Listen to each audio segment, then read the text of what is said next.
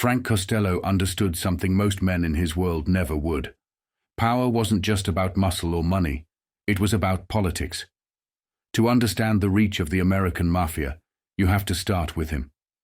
He wasn't just a gangster, he became a bridge between the underworld and the halls of government, between street rackets and state power. They called him the Prime Minister of the Underworld for a reason. Born Francesco Castiglia in Lauropoli, Calabria, on January 26, 1891, Costello came from a place known less for Sicilian mafia law than for its hard-edged criminal class. The land of lawbreakers, they called it. His father had been a decorated soldier, fighting with Garibaldi's legion during the birth of the Italian state, earning a medal for valor at the Battle of Tirov. But glory didn't pay the bills. By the 1890s, poverty pressed in. In 1895, Costello's father left for America with his eldest son and daughters, writing home letters full of bitter disappointment. America, he said, was poor too, overrun with foreigners, criminals, and crooks of every kind. There were no jobs. He couldn't even afford the fare back. Still, he begged his wife to sell everything, the house, the bed, even the sheets, to join him. She did. And in 1896, with 5-year-old Frank in tow, Marie Saveria Aloise made the crossing. On the day the letter arrived, Frank had been caught stealing berries from a local farm. He talked his way out of trouble, claimed he was helping his grandfather, the watchman, and got 5 lire for his quick thinking. That money bought him a suit for the journey. A wave on the way to the ship splattered it with mud. His mother told him it was a good omen. They landed in New York and followed the tide of southern Italian immigrants into East Harlem, settling by the river near the Morningside Washington Heights bluffs. It was a slum in every sense. Filthy alleys, garbage cans chained against thieves, rats the size of cats. A half-century later, Time magazine would write that the neighborhood on East 108th Street had barely changed. Jostling armies of liquid-eyed children still play in its filthy, glass-strewn alleys. Its old men are sad. Costello had arrived there in 1896. By 1949, he was on the cover of Time. From the start, he had an edge, older than Lucky Luciano when they met, sharper than most men Luciano had known, and charismatic in a way that drew people in. Meyer Lansky once said Costello was among the brightest minds they'd ever encountered. Through him, Luciano realized brains weren't the monopoly of the Jewish mob. Costello's intelligence ran deep, especially when it came to politics and corruption, skills he refined under Arnold Rothstein, the gambler who taught them how to turn crime into business and business into influence. When Rothstein was gunned down in 1928, Costello didn't miss a step. He built new alliances with city officials, with police brass, even with military intelligence. That last connection, long misunderstood, helped secure Luciano's release from prison years later. Contrary to popular belief, their work with naval intelligence wasn't limited to New York docks. Much of the equipment and manpower flowed out of Louisiana, a location chosen for geography, not convenience. By the 1930s, Costello had shifted much of his base there.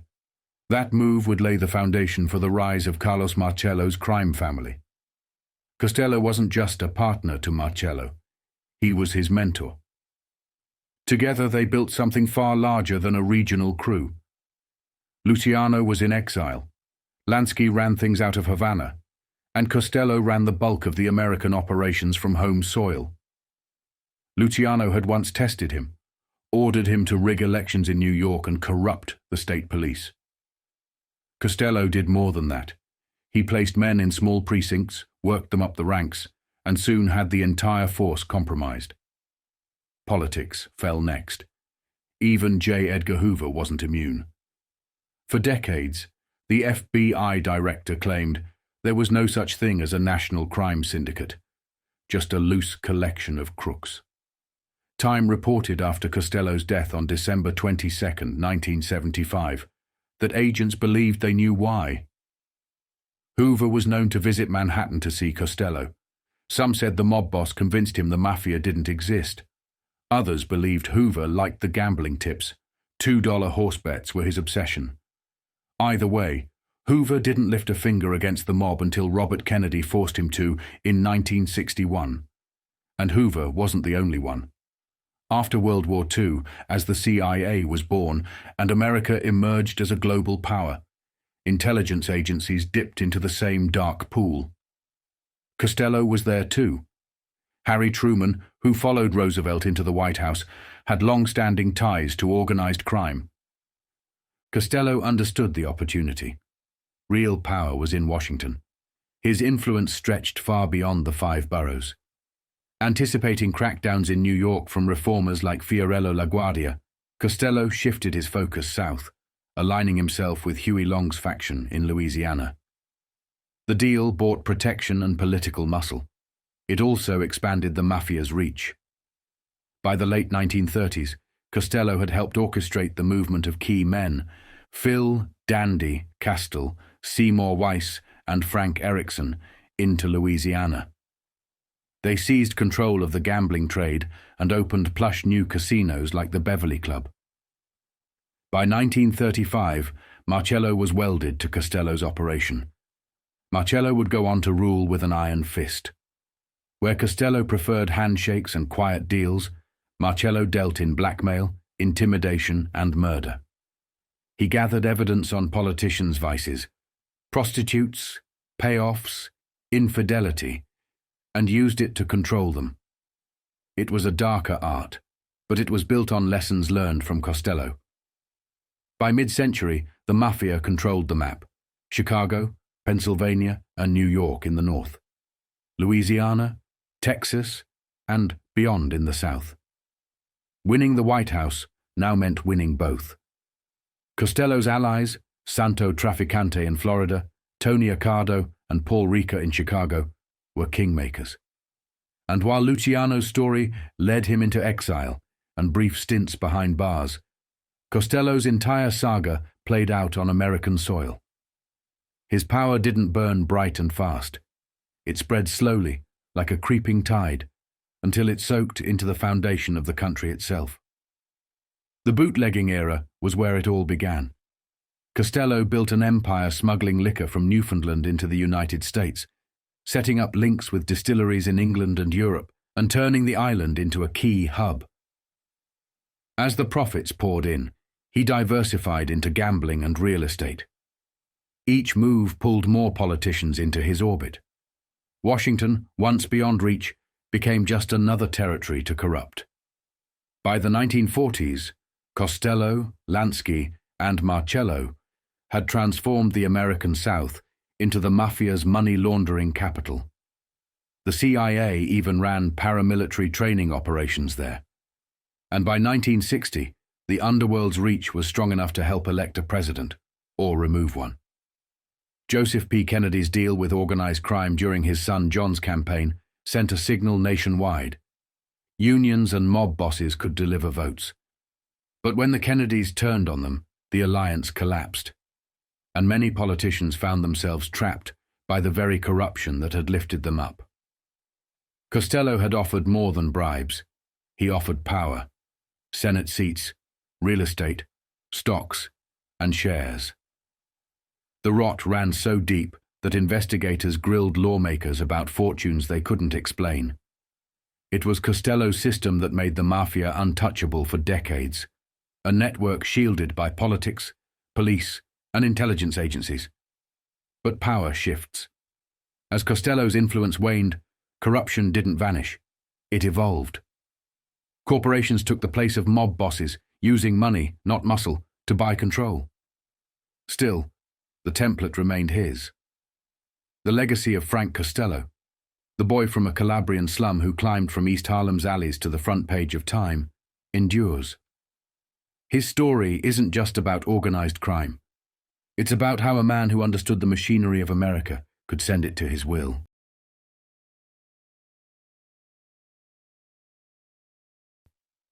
East 108th Street never changed. By night, its sidewalks filled with packs of teenage boys. slick black hair, cheap suits, faces still pocked with pimples. They leaned against brick walls in small knots, silent and watchful. Frank Costello had once been one of them, a .38 in his pocket blending in. The neighborhood was hard to live in and harder to leave.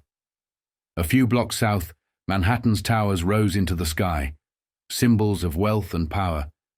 But to the Italian families of Harlem, they might as well have been palaces in India.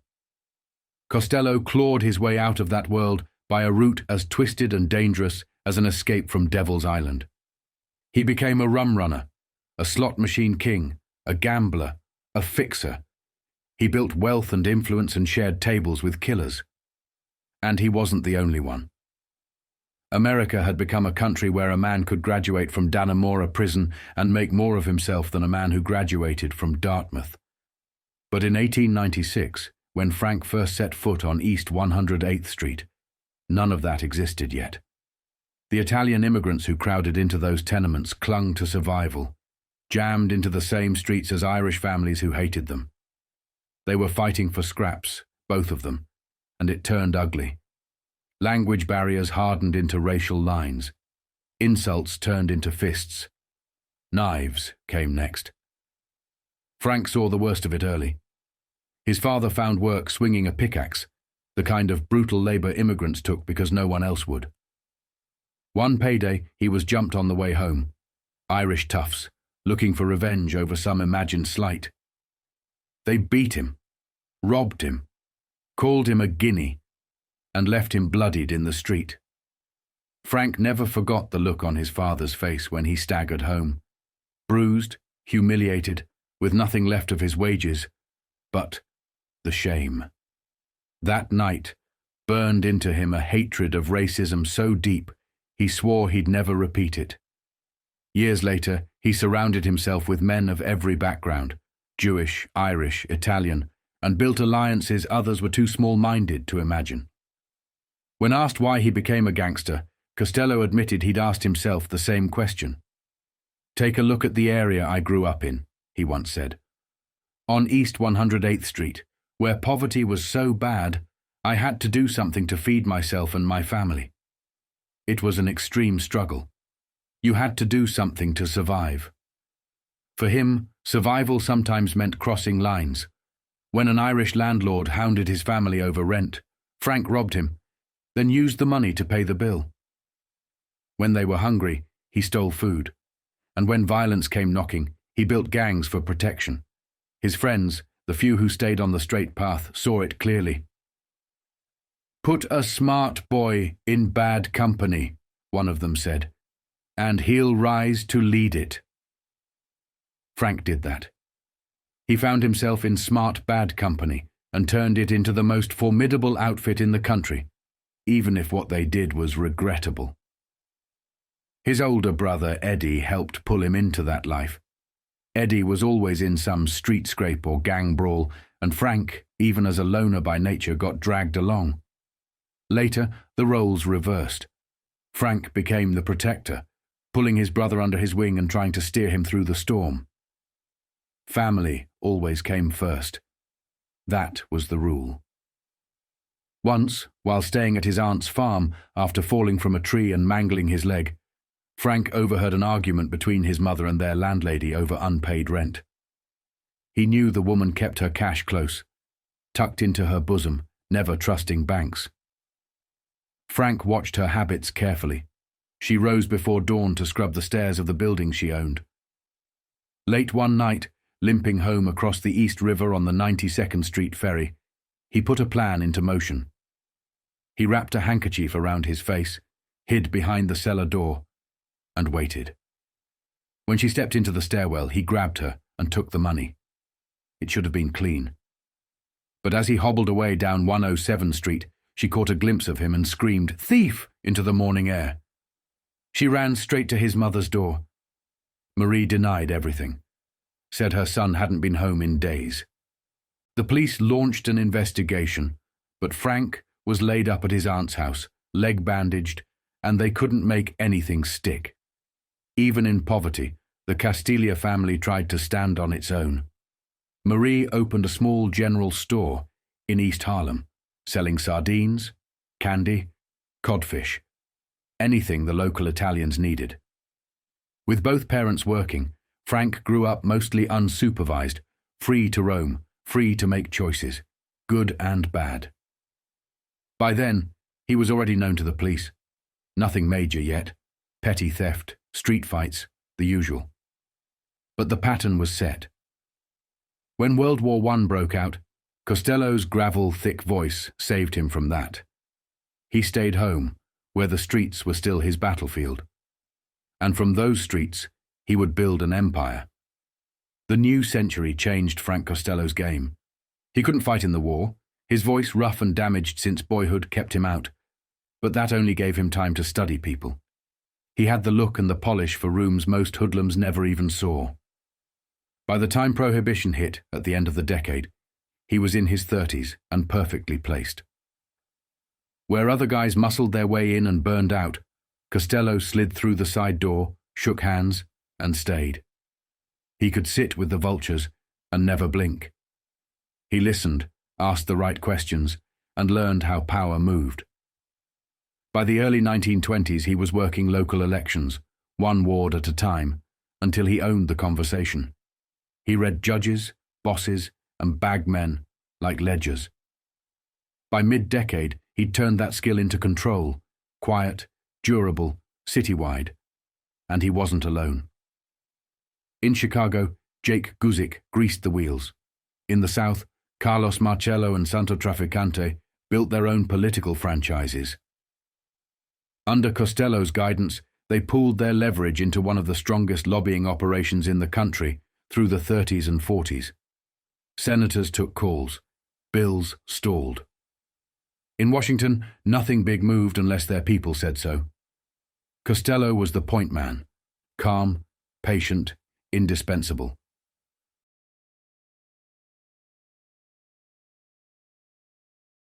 Go back to where it started.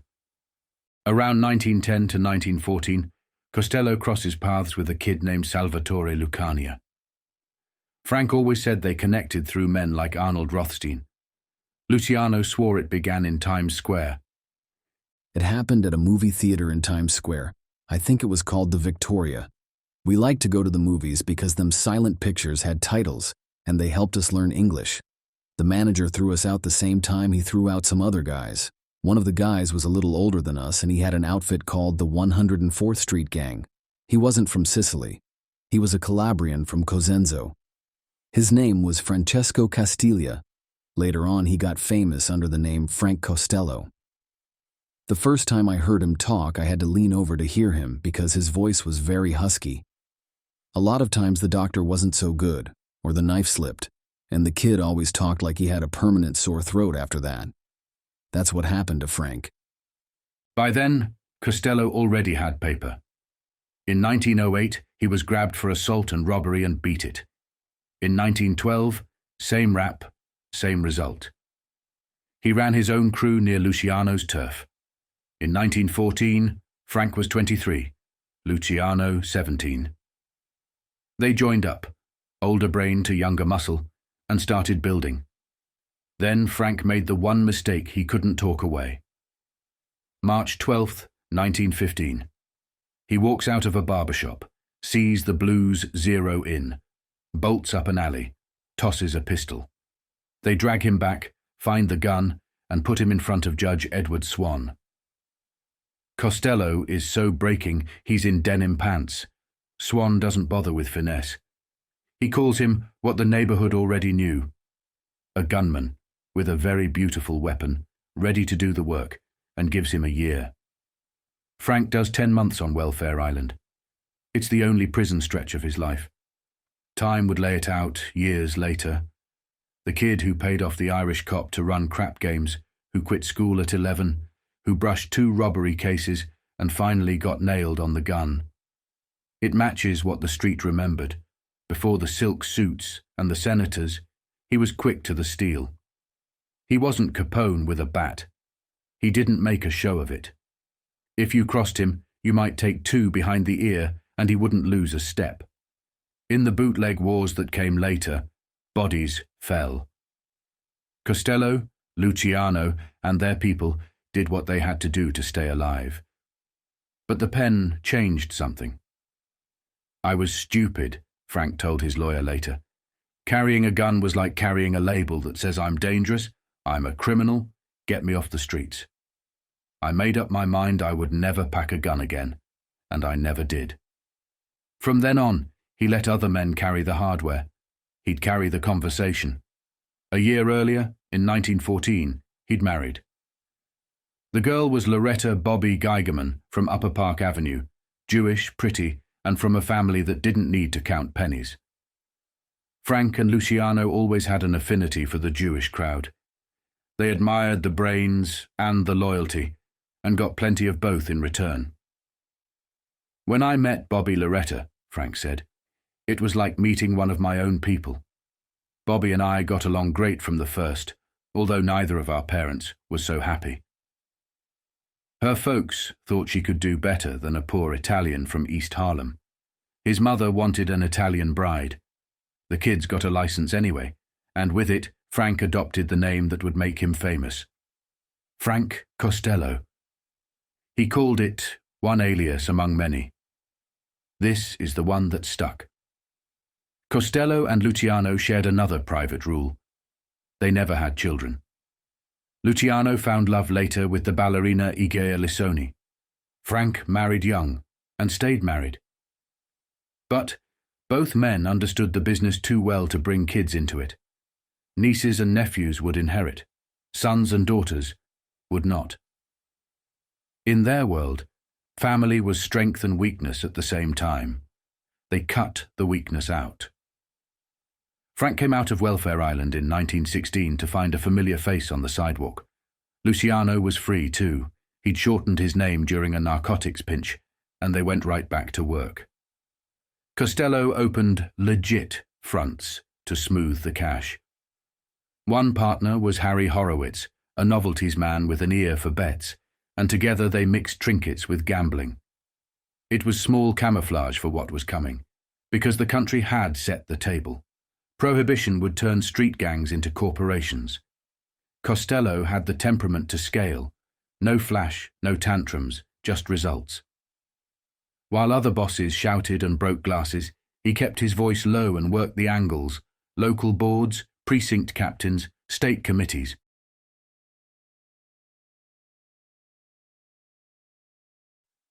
By the late 20s, he wasn't just another rum runner.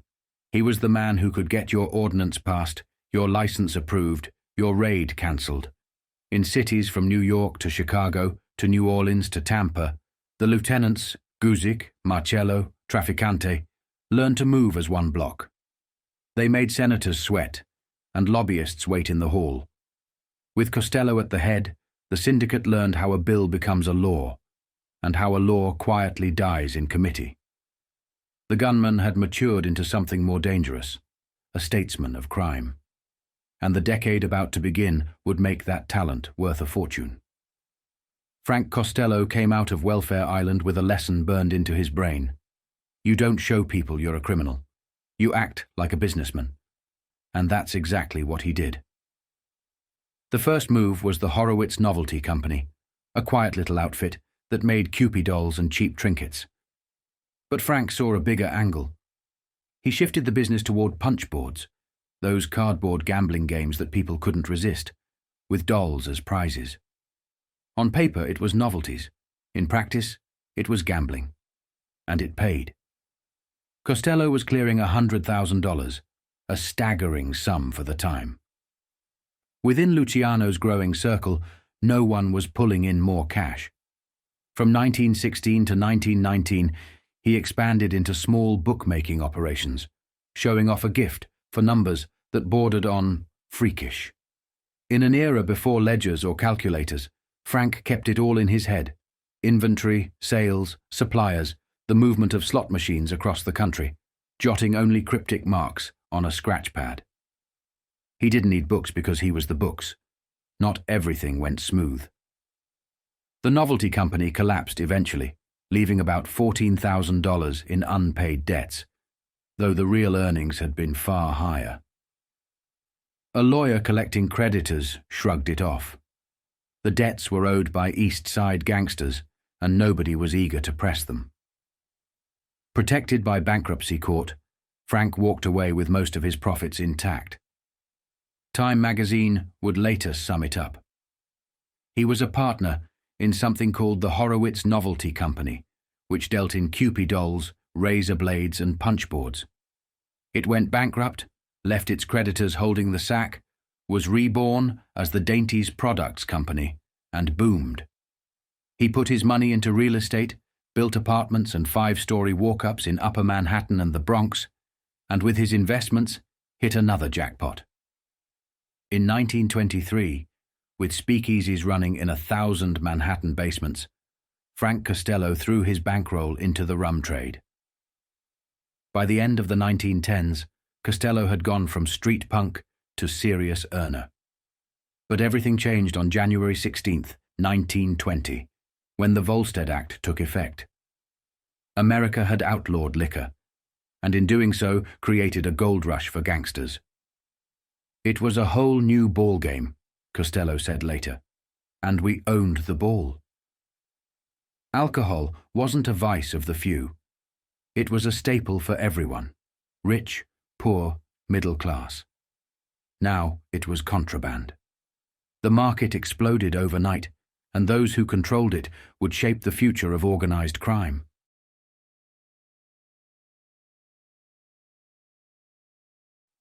At 29, Frank was perfectly positioned. Around him, the crew was young but deadly. Luciano, 23, Meyer Lansky, 18, Joe Adonis, 18, Vito Genovese, 23, Benjamin Siegal, 14. Each would become a name etched into mob history. Together, they were about to rewrite the rules. Frank's marriage to Loretta, a Jewish woman from Park Avenue, gave him another edge. He didn't tie himself to the old-world tribalism of the Sicilian mob. He could work with anyone, Jewish fixers, Irish muscle, Italian bosses, city hall politicians. That flexibility opened doors others couldn't touch. Still, he understood that going it alone had limits. The bootlegging business was too big for freelancers. He chose a side, Luciano's. Charlie was building a multi-ethnic syndicate that answered no old country traditions. Jewish, Irish, non-Sicilian Italians. It was America's first truly modern criminal organization. Arnold Rothstein bankrolled it, and with Costello's brains added to the mix, they built one of the most efficient liquor operations in the country. They weren't just in the bootlegging game. They were the game. Between 1915 and 1920, the group dabbled in everything: narcotics, break-ins, robberies, stick-ups, stacking cash and funneling it into gambling, bookmaking, and corruption. Rothstein's money amplified their reach. By the early 1920s, they were pushing past the gangs of yesterday and building empires. By the 1930s, their influence was so vast, they even helped pave the way for Franklin D. Roosevelt's election, proof that the syndicate now had its hands on the levers of national power. Costello's ambitions, though, went beyond backroom deals and basement stills. At the dawn of the decade, he began building a shipping empire from the ground up. Think about what global shipping means today. Trillions of dollars worth of goods moving across oceans.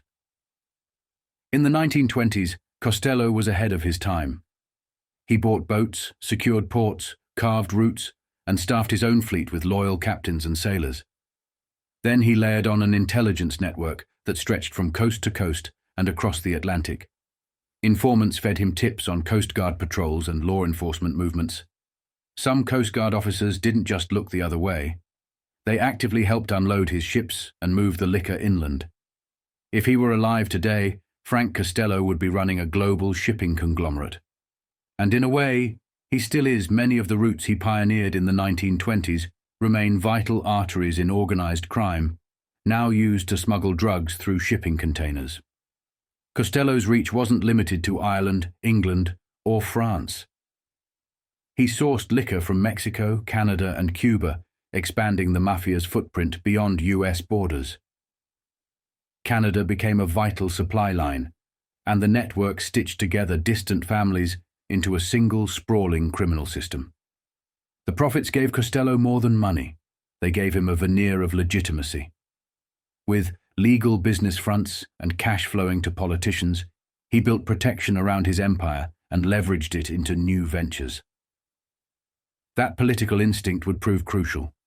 When FDR later turned against organized crime, Luciano's operations struggled. Costello adapted. He shifted south and forged an alliance with Huey Long, the populist Louisiana governor, unafraid to take on Roosevelt, and with presidential ambitions of his own. In exchange for Long's protection, Costello relocated his casino and slot machine operations to Louisiana, especially New Orleans. It was a textbook Costello move: turn a political enemy into an ally and use that shield to grow even bigger. Before Prohibition, men like Costello and Luciano were just hustlers chasing money to feed their families. The Volstead Act changed everything. It forced criminals to cooperate. Bootlegging wasn't something a single gang could pull off. It required fleets of ships, convoys of trucks, warehouses, and island depots in places like Newfoundland. It even demanded planes to scout and slip past federal patrols. It was organized crime's first great industrial enterprise, and it turned local street gangs into national syndicates. Blood was spilled, alliances were forged, and families that had been rivals on Mulberry Street began calling themselves Cosa Nostra, our thing. They built organizations that would last half a century and generate billions. And at the heart of it all, shaping its rise and bending its politics, stood Frank Costello, the East Harlem street kid who'd learned to keep his hands clean while everyone else got blood on theirs. Frank Costello didn't hesitate. The moment Prohibition hit, he dove headfirst into the racket. With Lucky Luciano and Meyer Lansky beside him, young, hungry and ready, and with financiers like Arnold Rothstein and Ben Franklin backing them, Costello began building an empire. But this was no street hustle. It was a new world of organized crime, one fought not just in alleys but on open seas. The waters turned into battlegrounds. Smugglers' ships clashed with Coast Guard cutters, sometimes joined by seaplanes spitting machine gun fire. Costello bribed who he could, but not every guard had a price. The incorruptible ones hit back hard, seizing cargo and sinking profits. Once his brother came to him with grim news. One of their ships had struck an iceberg. Frank barely looked up. "Too bad," he said. "I can't buy the iceberg." The stakes were enormous. Bootlegging had the potential to mint millions, but there was a bigger question simmering beneath the surface. Who would control it all? The gold rush for illegal liquor unleashed a wave of blood. Gangs hijacked trucks, ambushed convoys, and murdered rivals.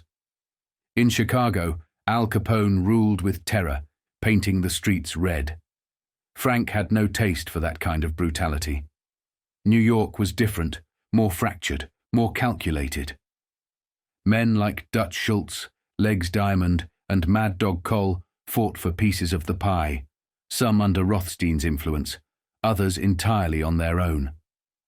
And amid that chaos rose three names that would define the American Mafia: Luciano, Lansky, and Costello. Each had a role. Luciano was the architect, designing the blueprint for a national syndicate. Lansky was the accountant, turning crime into enterprise. And Costello? He was the prime minister, the man who dealt in politics and power. That title wasn't handed out lightly. It was earned, voted on by capos, bosses, made men, and Costello won it because everyone in the life recognized what he brought to the table.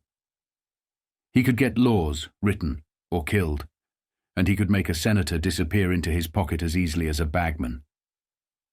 Prohibition only deepened the mob's hold on government. Greedy politicians, always sniffing for money and power, found themselves courted with women, gambling, sweetheart contracts, and jobs on mob-controlled boards. A politician who played ball could count on the mob's support long after leaving office. The system was Costello's design, crafted with allies like Jake Guzik and other criminal power brokers. It wasn't just corruption, it was strategy. As these elements started locking into place, Luciano stepped into his destiny, building the structure of the New York Mafia with Lansky, Siegal, Joe Adonis, and Costello by his side. Frank focused on politics, knowing influence was the most valuable commodity of all. Around 1919, he pulled together every dollar he could find and invested in Luciano's growing outfit. Then he started carving out his own lane, smuggling liquor from Scotland, Ireland, and Newfoundland. He struck deals with European and English distilleries, even taking legitimate stakes in some, betting on eventual legalization.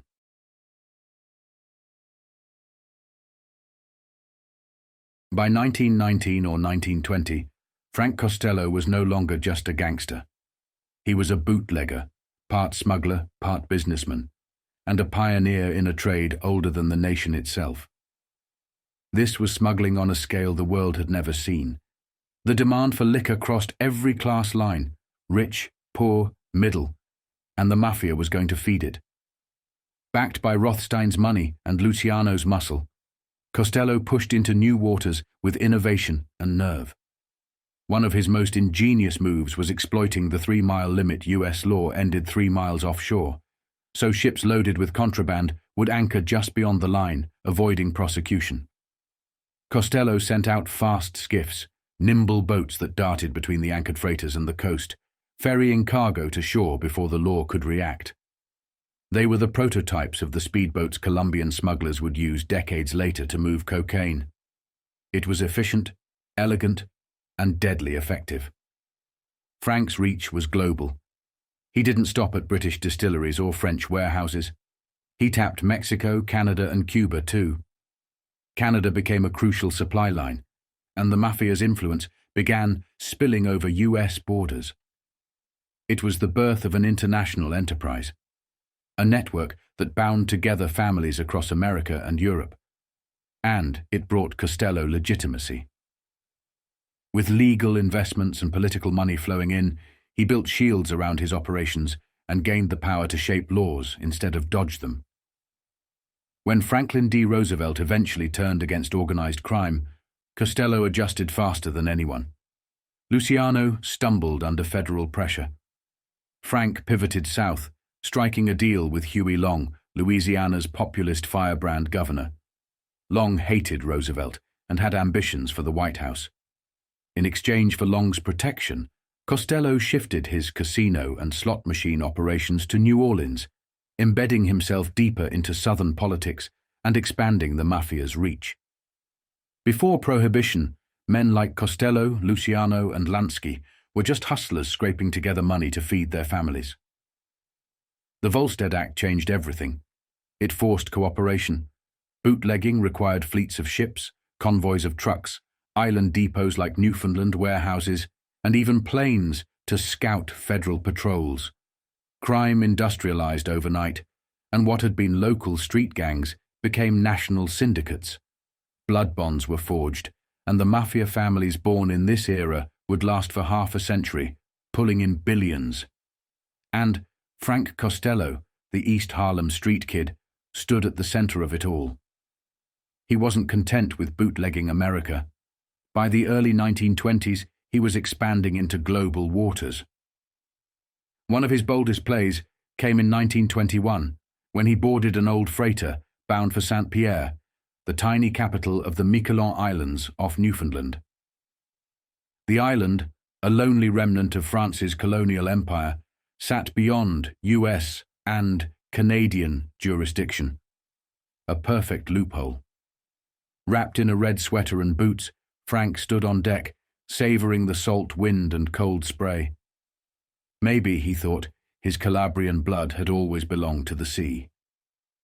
The Dutch captain, who'd diverted his usual European route for this unusual charter, handed Frank a pair of binoculars. All Frank saw was water. "It's not New York," he quipped. The captain chuckled and wondered aloud What business 3 gangsters could possibly have on a barren rock with 300 fishermen? Treasure hunting? Shipwreck salvage? Frank just smiled and said nothing. When they docked, a young man in a fur-lined coat greeted him. "The mayor is expecting you, Mr. Costello. Your letter's been on his desk a week, and he still doesn't understand it." Cases of what? Frank only grinned. He'd explain it to the mayor himself. The deal was simple. $2 per case of liquor landed on St. Pierre. By the end of Prohibition, over 2 million cases would pass through that island. Within weeks, the sleepy fishing village transformed into a boomtown. Warehouses rose from the ground, piers were rebuilt, cranes swung cargo ashore, and workers poured in from everywhere. Rusting tramp steamers, fishing schooners, and derelict coasters, ships that should have been scrapped, were patched up for one last voyage. Big Bill Dwyer brought in his fleet, too. The harbour filled with ships, the docks with gangsters. Saloons and brothels sprang up overnight. Prostitutes waved from the rails as boats docked, their whistles screaming in chorus with steam sirens and bells. But Costello wasn't the only one drawn to St. Pierre. The French Corsican Mafia, FCM, planted its flag too, using the island as a launchpad for weapons, human beings, narcotics, and sex trafficking. In 1919 they pivoted into bootlegging, connecting underworld networks across the globe and setting the stage for a new criminal order. Anyone wanting a piece had to go through 3 powers: the Irish mobs, who still controlled chunks of American politics, the Jewish syndicates, and the new heavyweight that would dominate them all, the Italian-American Mafia. The Corsicans pushed further still, setting up operations in New Orleans, where they built pipelines for the heroin trade that would explode in the 1940s and 50s. The French government itself began using these networks to combat anti-colonial movements in Africa, particularly in Algeria. By the 1950s and 60s, both the Corsicans and the Italians would be working under the quiet protection of the CIA, which saw value in their reach and ruthlessness. Costello was one of the first to forge alliances with these foreign powers, reading the future before anyone else. Luciano later admitted they avoided trouble with the FCM for one simple reason: they were too dangerous. When Luciano cut a deal to avoid prison by handing over heroin, he knew that if he'd been Corsican, that betrayal would have been a death sentence. Costello stayed out of the narcotics trade and away from pointless blood feuds. He was older now, more strategic. He built bridges to the Irish, the Corsicans, the Cubans, the Jews, and anyone else with something to offer. Most of them knew what he was doing. Most of them looked the other way. And together they built a global network that turned prohibition from a law into an opportunity, and from an opportunity into an empire. Bootlegging didn't just make gangsters rich, it financed revolutions. Irish gunmen turned liquor money into rifles, and with it, the Irish Republican Army. After the Great War, the world was full of trained men with dead eyes and no work. Then came the crash. The Great Depression hardened everything. It was the perfect climate for an empire of crime. Frank Costello read the weather and moved first. He put money into politicians the way other men bought real estate, quietly and everywhere. He bankrolled campaigns in the States and abroad, bought cooperation, and secured territory. By the 1930s, his circle had reached from America to Cuba, Canada, South America, London, Paris, Lisbon, and into the Middle East.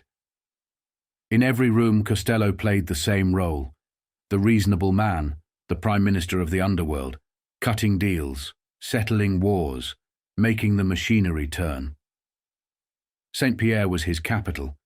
The island wasn't just a waypoint, it was a boardroom. He met partners there, paid the town, and kept the docks humming.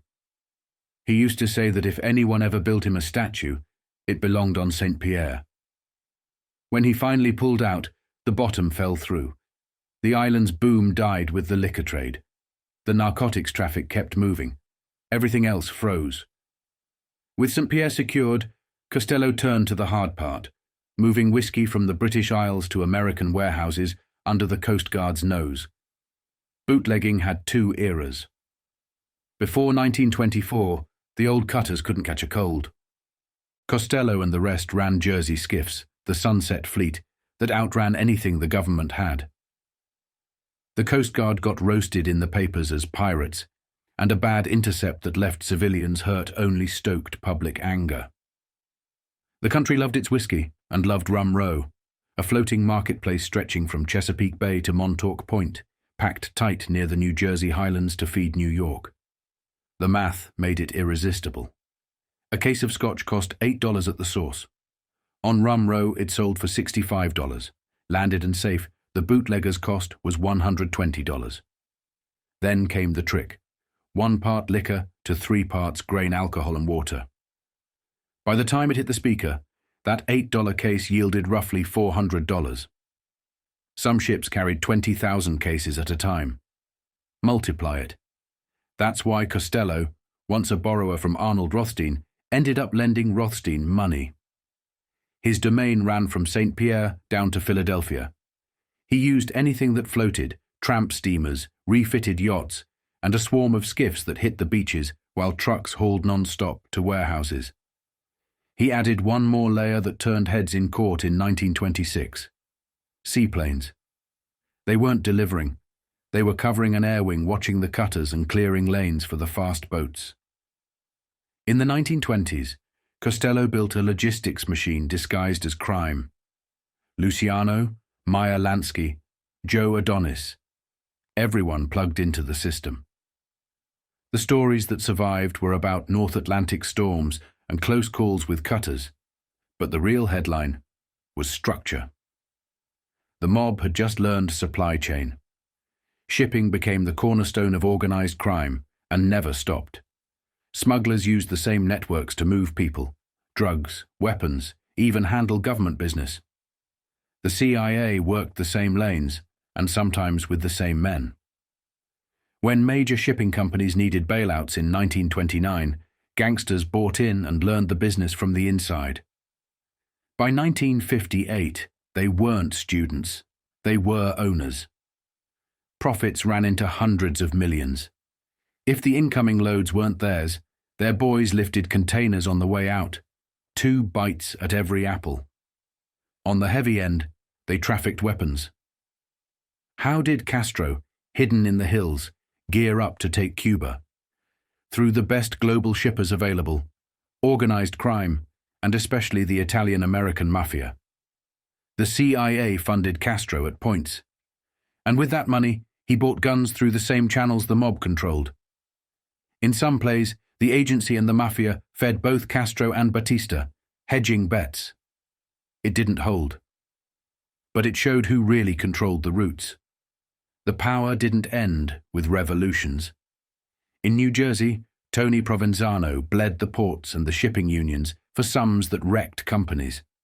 His name still rattles people down the turnpike. And none of it would have happened without the template Costello built. Plenty of respectable people rode the same tide. Before Prohibition, America's elite had fortunes tied up in alcohol. The ban blew those fortunes to pieces. Many found salvation in the underworld. Britain, no friend to the dry experiment, helped along the edges. Costello's anonymity let him pass as a straight operator with bottomless capital.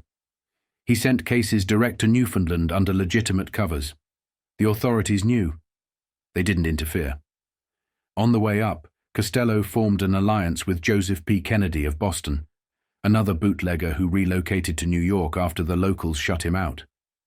Costello later said he helped Kennedy get rich, and others backed that up. Doc Stracher hinted at a bad break between them. Joseph Bonanno confirmed the connection in A Man of Honor. After repeal, the two went to war in the open liquor trade. Costello's alliance distributors handled King's Ransom and House of Lords. Kennedy's Somerset Liquors took Haig and Haig, Dewar's, and Gordon's Gin. By the mid-30s, it was a knife fight in suits. Many believe the Kennedys' later hatred for the mafia was born right there, on the sales sheets. Russell Bufalino called the partnership wildly profitable and told Frank Sheeran that Kennedy made $1 a bottle coming into the country. Kennedy's mob ties ran deep, and he was an early backer of FDR, which helped him become ambassador to Great Britain.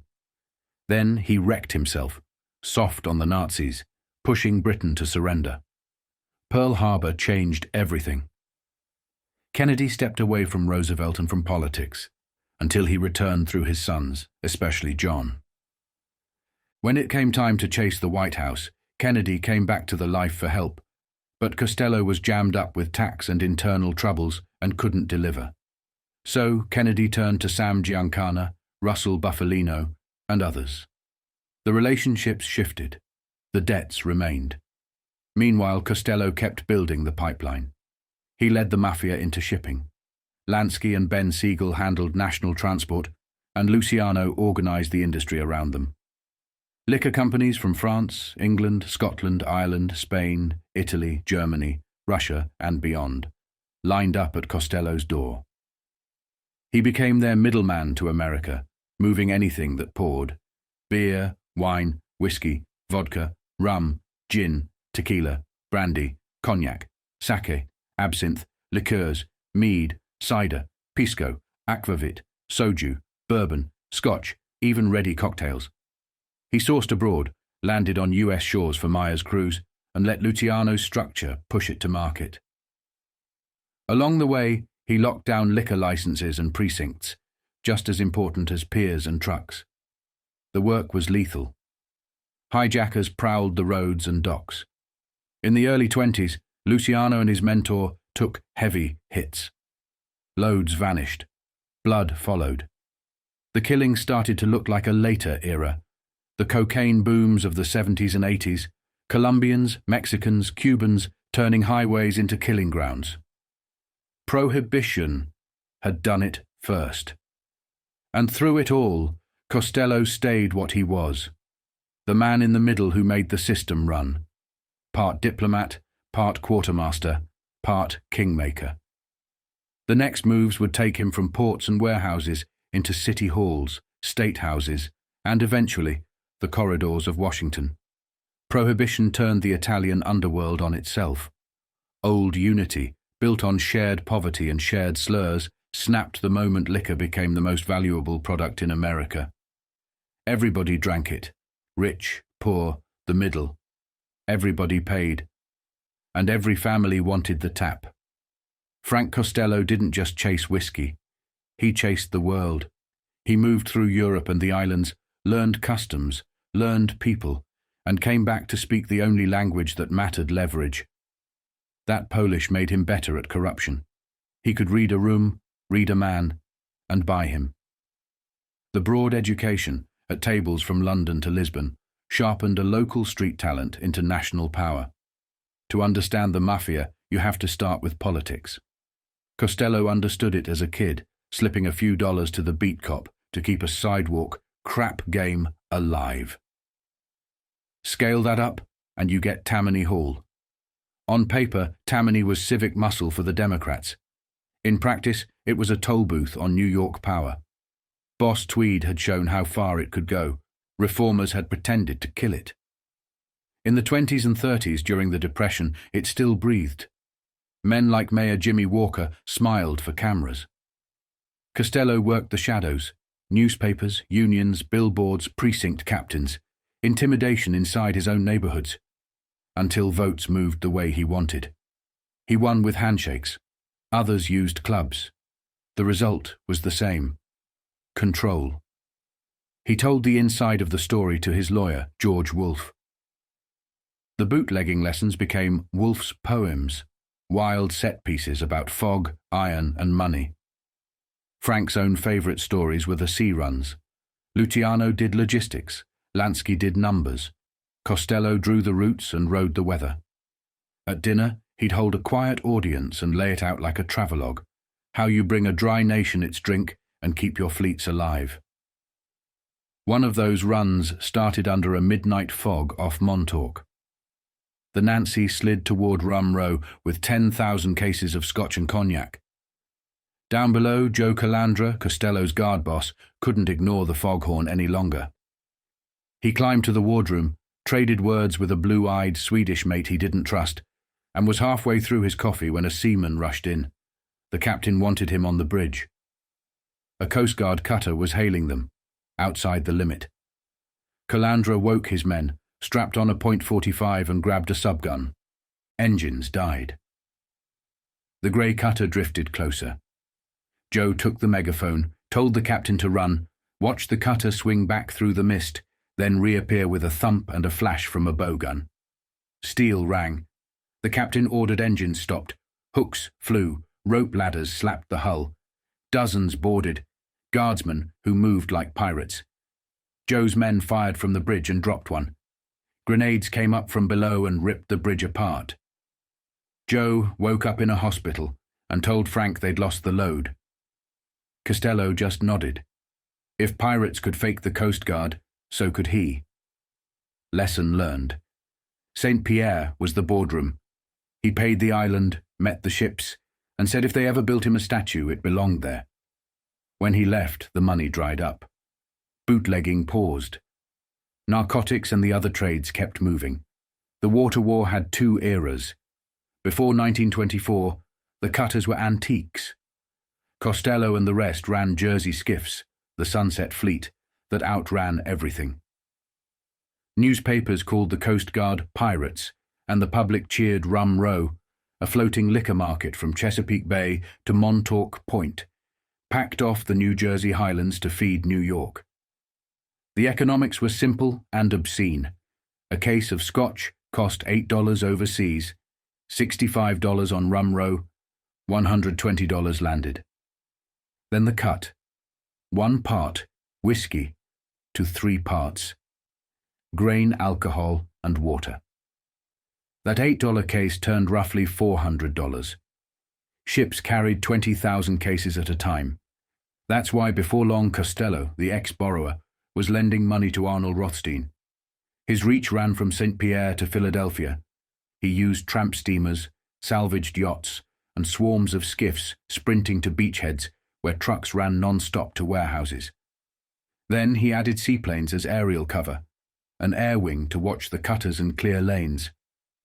When prosecutors heard it in 1926, a courtroom blinked. But by then the build was done, a national supply chain wearing a gangster's grin. Bootlegging industrialized crime, and shipping industrialized bootlegging. The same arteries moved people, drugs, weapons, and later, government business. The CIA learned the routes and sometimes shared them. When major lines staggered in 1929, gangsters bought in. By 1958, the mob wasn't learning the port, they owned it. Money ran into hundreds of millions. If a container came in they didn't own, stevedores on their pad simply lifted it. 2 profits per shipment. On the heavy end, they moved guns. Costello sat in Manhattan with Luciano and Lansky, pushed beyond shipping into gambling, unions, and every revenue stream that bought political protection.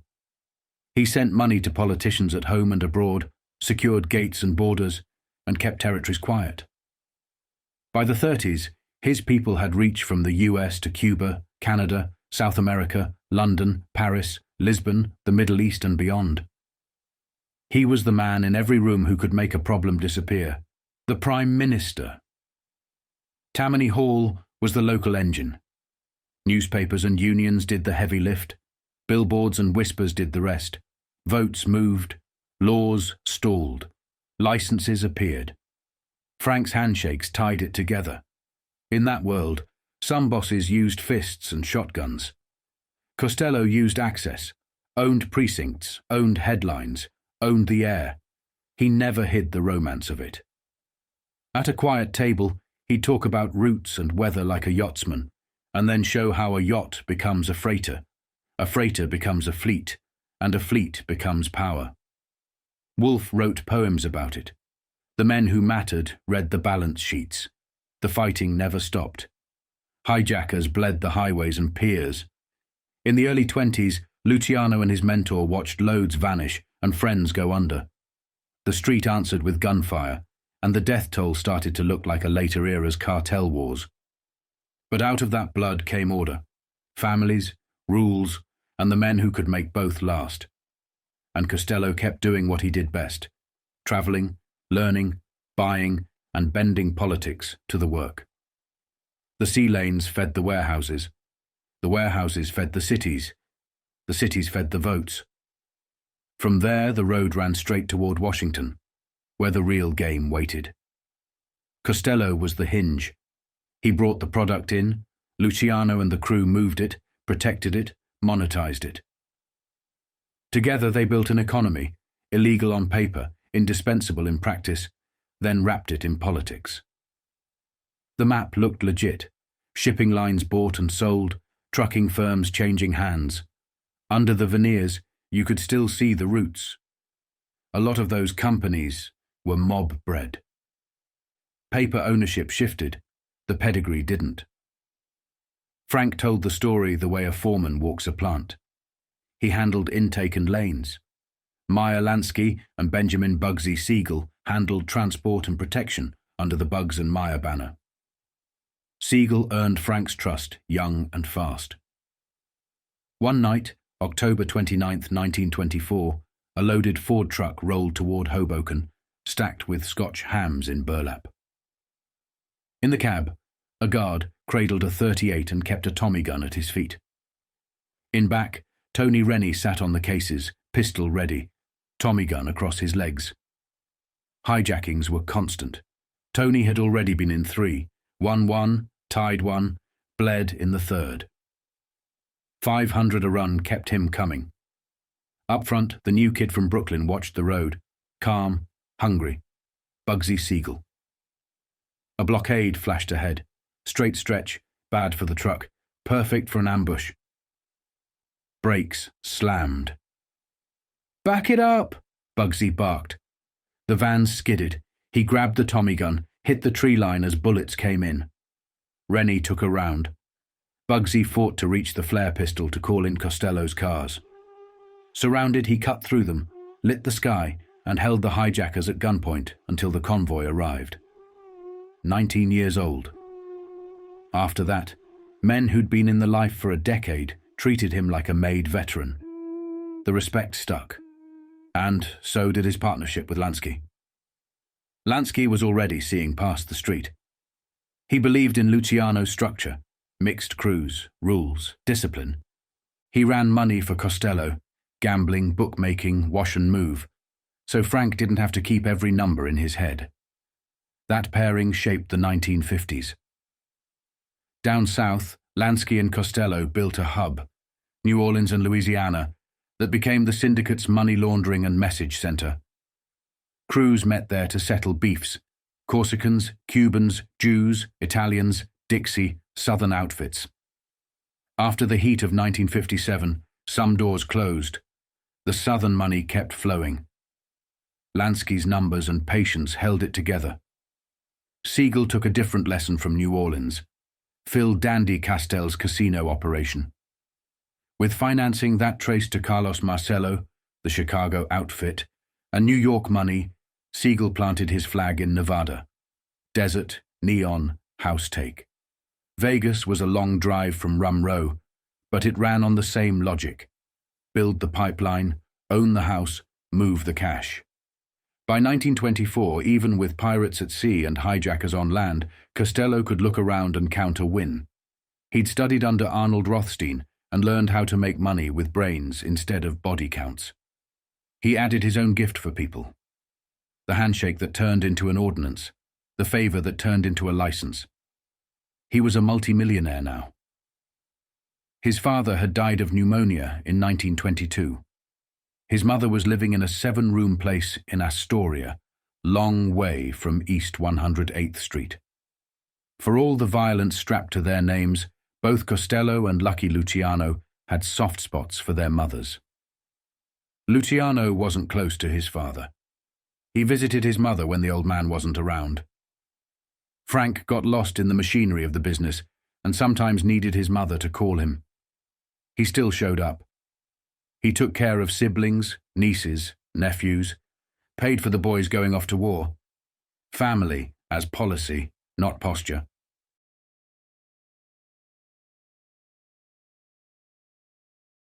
One day in 1924, his mother called him to Astoria. She introduced a young Calabrian, Frank Rizzo, frock coat, starched shirt, high-button shoes. A fresh immigrant looking for a job.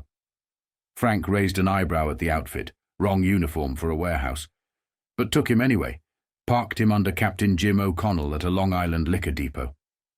O'Connell hated the clothes. Rizzo promised to buy new ones once he got paid. His job was simple: keep case counts. Too simple. He started grabbing crates to help the men. Costello saw it and chewed him out. Do your assignment. To keep him busy, Frank joked, write your name 10,000 times. Rizzo did it, all week. No complaint.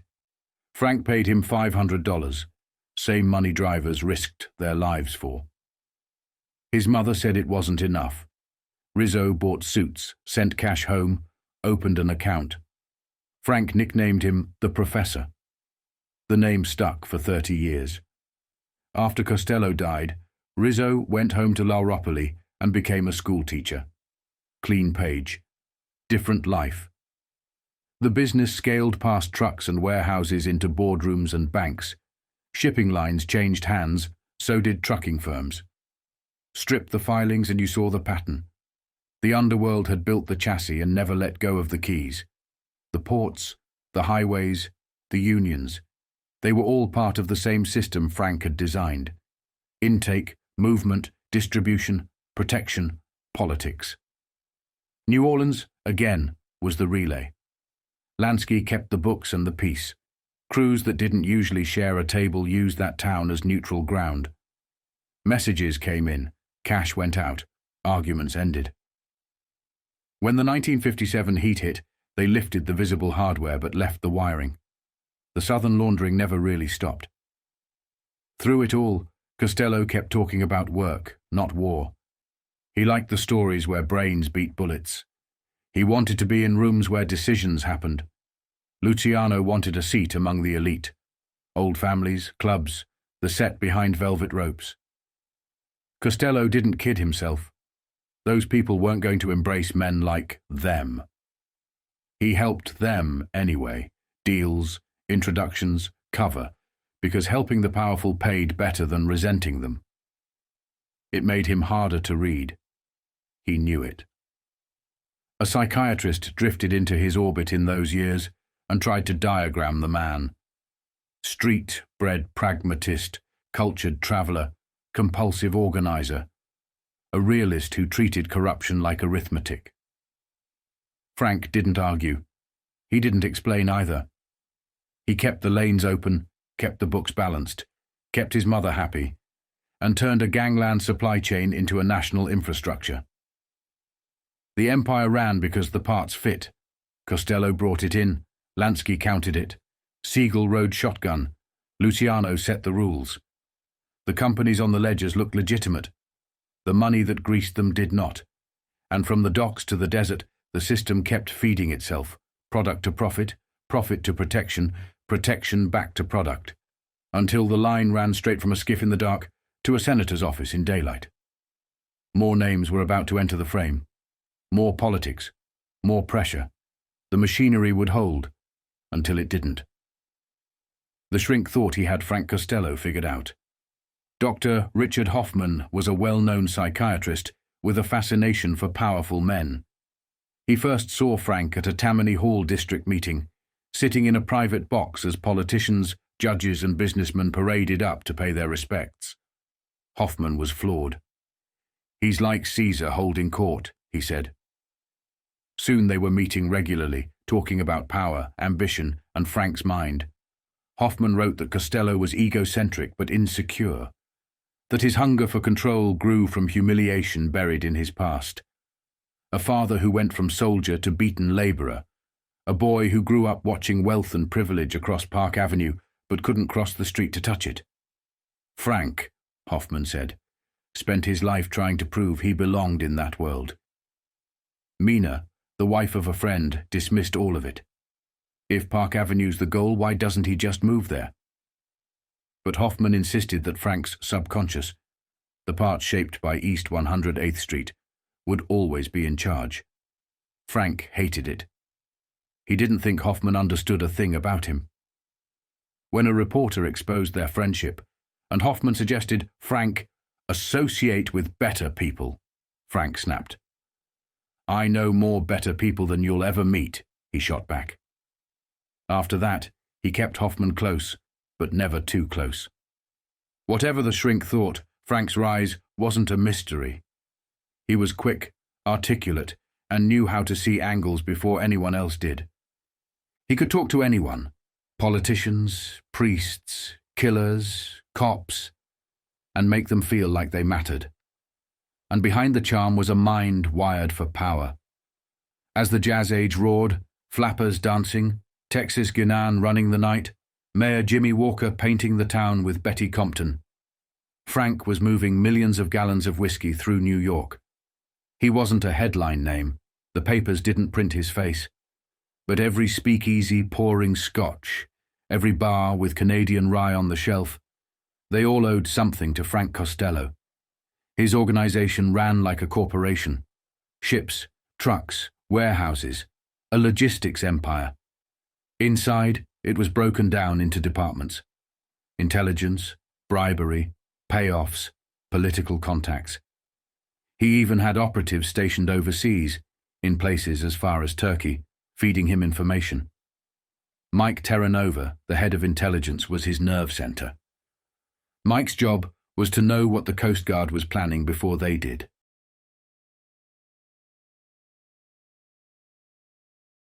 In late 1923, Mike called Frank to the office at 405 Lexington Avenue. This time, the news wasn't routine. He handed Frank an all-hands bulletin. The Coast Guard was done playing catch-up. They were preparing for war. The bulletin laid it out. 25 Navy destroyers reassigned to anti-bootlegging duty, each armed with 4-inch 50 and 3-inch 50 guns, 1-pounders, machine guns, rifles, and pistols. They could do 26 to 30 knots, fast enough to chase down rum runners.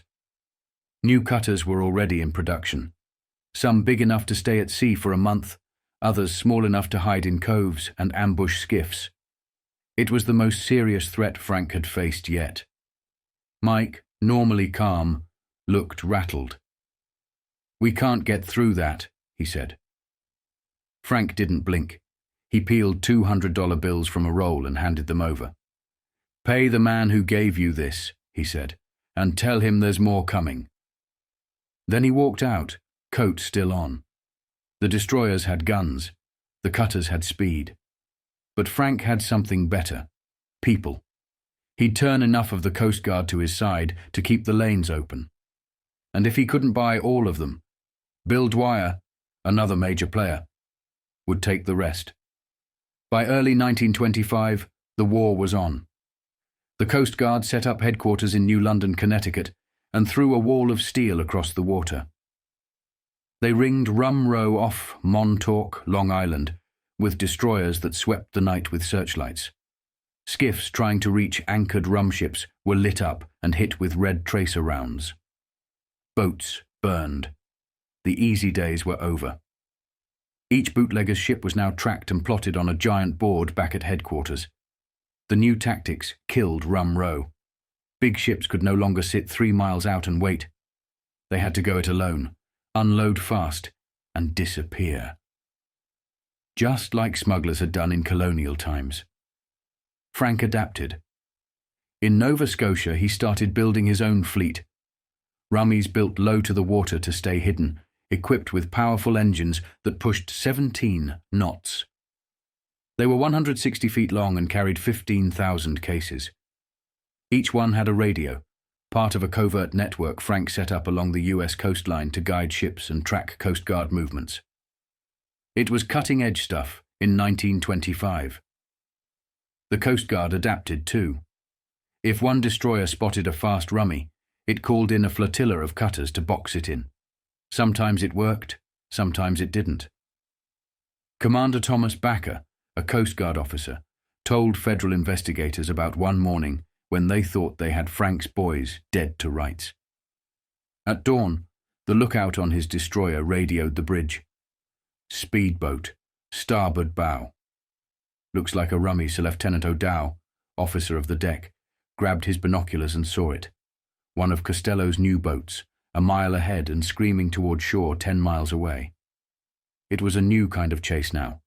Destroyers versus bootleggers, radio against radio, speed against speed. Frank never stopped evolving.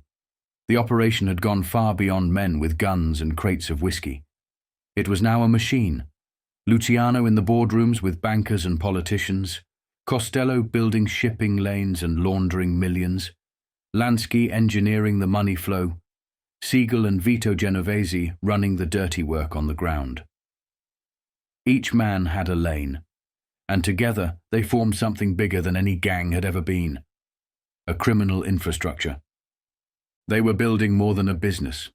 They were building the model, a system so efficient and so deeply wired into the economy and politics that it would outlast prohibition, outlast them, and shape the underworld for decades to come. Lieutenant O'Dow barked an order for full speed ahead and roused Commander Thomas Backer from his bunk. By the time Backer hit the bridge, O'Dow had the destroyer swinging wide, cutting off the rum runner's approach to shore. Backer was one of the most aggressive skippers in the Coast Guard. He'd already racked up 3 kills in 2 weeks and was hungry for a 4th. They were closing fast now, black smoke curling out of the stacks. Backer sounded general quarters. Guns were manned. "Fire across his bow," he ordered. Shells splashed into the water, but the rummy never flinched, just kept charging, the deck stacked high with liquor ready for offload. Through his binoculars, Backer saw the boat's name, Elise, and then he saw something else, a thug on the bridge thumbing his nose at the destroyer. "Forward batteries, open fire, aim for the bow," Backer roared. The gunners scrambled to load and sight their weapons. Then things got weird. A seaplane screamed low over the destroyer, dropping a cloud of black smoke that splattered across the deck. The rummy zigzagged to dodge incoming fire, then made a wide turn and charged straight at them. As the forward guns blasted away, the plane dropped lower still, laying down more smoke. The destroyer vanished in a black haze, while the Elise shot past, untouched. And then a submarine broke the surface. A hatch opened, and a fat man in a German officer's coat climbed out, waving and yelling into a megaphone. He was shouting for help, using the word "OK" like a distress signal. Backer was livid and confused. Headquarters swore there were no submarines or aircraft in the area, yet there one was, bobbing right in front of him.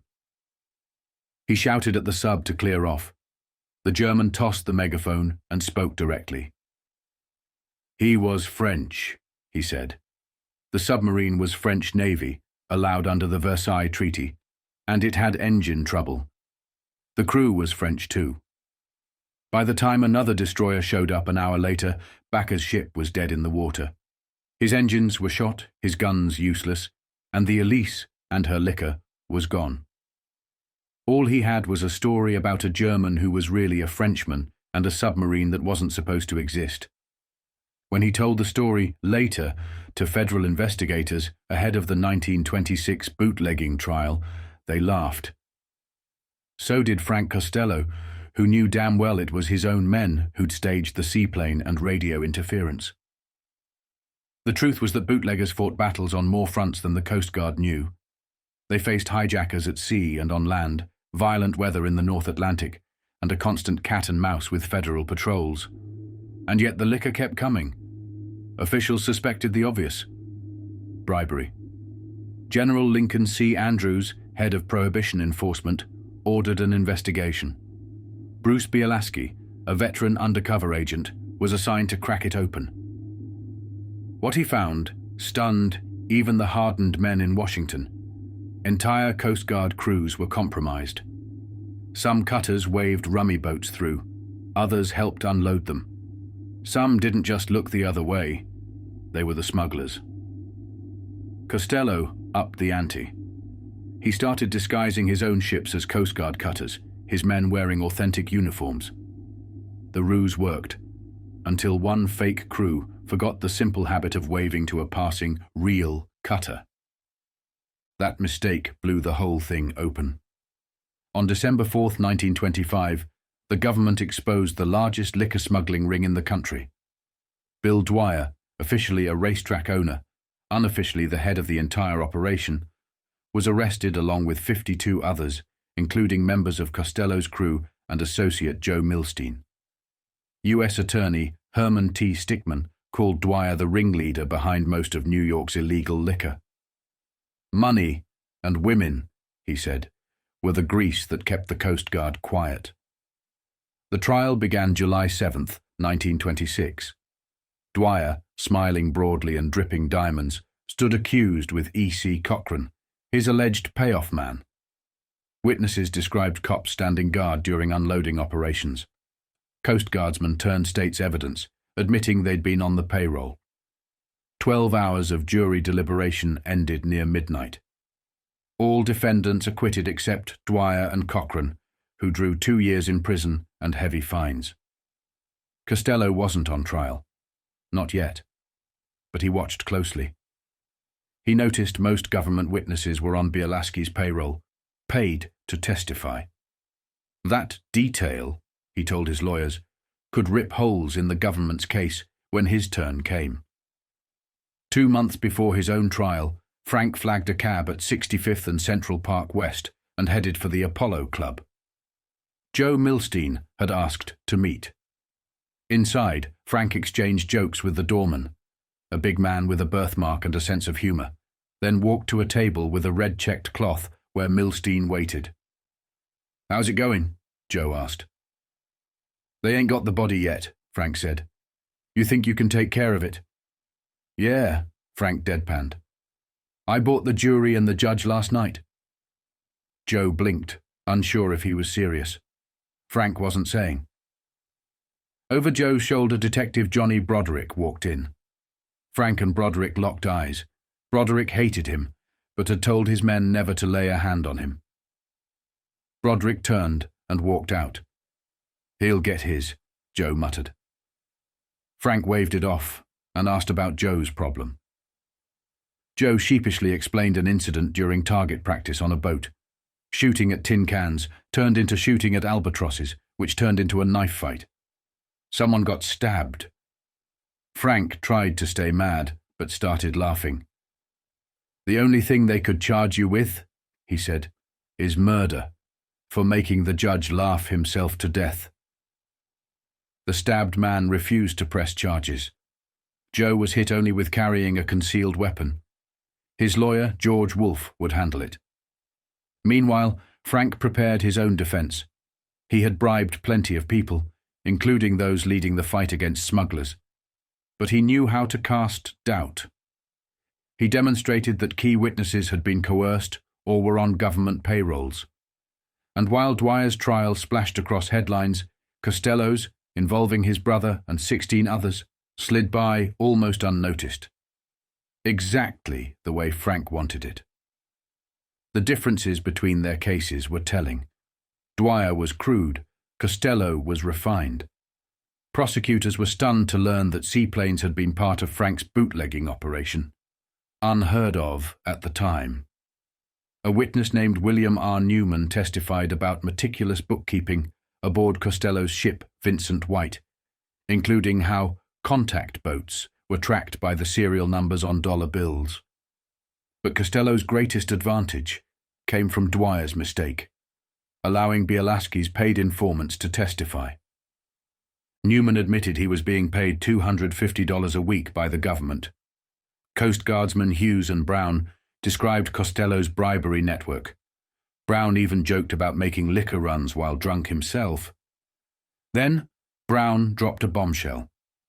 Frank had bribed Samuel Briggs, an executive officer at Coast Guard headquarters. Briggs testified next, and things got explosive. Costello, he said, had reached all the way up to General Andrews, the Assistant Secretary of the Treasury, and the man in charge of prohibition enforcement. Briggs described a lunch with coffee, Costello's paymaster, where they discussed joint ownership of the schooner Athenia. Andrews's cut up to $100,000 a year from each run. Andrews denied it, but the damage was done. The message was clear. Frank Costello's money reached the very top of the government. The Coast Guard could build new cutters. Congress could pass new laws. But Frank Costello had already built something bigger, a system that didn't just break the law, it bent the people who enforced it. Frank Costello walked into that courtroom knowing the government had firepower. But he also knew how to jam the barrel. His lawyers didn't try to deny the obvious. Instead, they went after the credibility of the government's witnesses, tearing them apart piece by piece. On the stand, Captain Nicholas Brown, a key prosecution witness, admitted under cross-examination that he hadn't come forward voluntarily. He'd been chained in the brig of a Coast Guard cutter until he agreed to testify. The defense drove that point home, hammering at the image of government witnesses shackled and pressured into cooperation. Then came Lewis, another defendant. When he took the stand, the courtroom gasped. His face was battered, his body covered in bruises and scars. He told the jury he'd been beaten by Bruce B. Lasky's men, the same federal agent leading the investigation. The defense didn't need to say much. The sight of Lewis, standing there broken and bruised, told the story better than any lawyer could. It worked. The jury didn't buy what the government was selling. 8 defendants walked free, and the rest of the panel couldn't reach a verdict. Costello had pulled off the one thing the government feared most: a hung jury. The prosecution vowed to retry him. But then witnesses started disappearing, and so did the case file. Without evidence or testimony, the government's case unraveled. They stalled, delayed, and eventually stopped trying altogether. Years later, in 1943, Frank laughed about it over drinks. He said he'd always be proud of that hung jury. And when the conversation turned to Joe Milstein and his ridiculous albatross story, Frank smirked and said, "I owned 1 vote, and that's all I needed." The aftermath was chaos. Judge Winslow, who'd presided over the case, resigned under a cloud of corruption and misconduct allegations, fallout that, while never proven, was widely believed to be tied to Costello's trial. Frank walked away untouched. Everyone knew he was guilty. Everyone knew he was running one of the largest bootlegging operations in the country. But they couldn't pin it on him. It was the first major sign that Frank Costello was bigger than the law, and smart enough to stay that way. By now, Costello was a millionaire, and his empire was humming. He ran his operation with cold efficiency and a philosophy that became legend in the underworld. Everybody gets his share. It wasn't just a line. It was how he kept the peace, greasing politicians, feeding cops, cutting in partners, and making sure no one felt cheated. It was part pragmatism, part survival. But success came with a price. As the money poured in, rivalries inside the mafia flared. Bootlegging had made everyone rich, and with riches came ambition. Frank's influence now touched everything: the 5 families in New York, the Chicago outfit, operations in Florida, Louisiana, Cuba, Europe, and beyond. He wasn't just a player anymore. He was a cornerstone of the American underworld. This chapter of Costello's story, the rise from rum runner to kingmaker, is just one piece of a larger saga. It's the story of a man whose reach stretched from Al Capone's Chicago to the boardrooms of Wall Street, from Atlantic City's 1929 mob convention to the corridors of power surrounding Franklin D. Roosevelt. And the next act would be even bigger.